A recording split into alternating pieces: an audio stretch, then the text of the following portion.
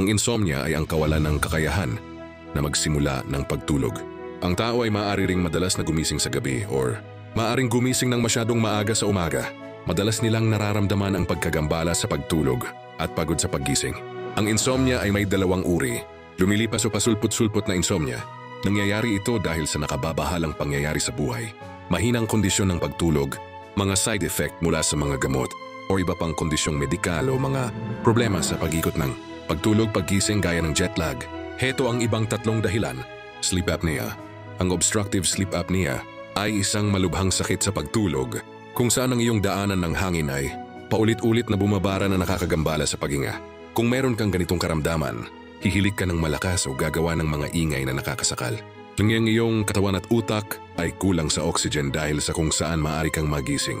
Dunwesi mapreng pongiris ng isang beses o dalawang beses sa isang gabi at maaari ding mangyari ng daan-daang beses sa isang gabi sa mga malalang kaso.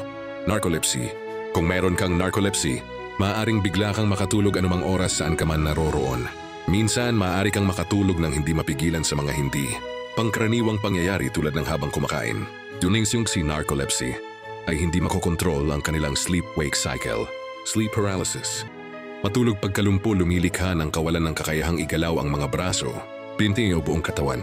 Ito ay tatagal ng napakaikling yugto ng panahon. Yung mga taong may sleep paralysis disorder ay saring maging lubhang nababalisa. Kadalasan ay nakakabawi lamang sila ng kanilang paggalaw pagkatapos makarinig ng malakas na ingay o ibang stimulus.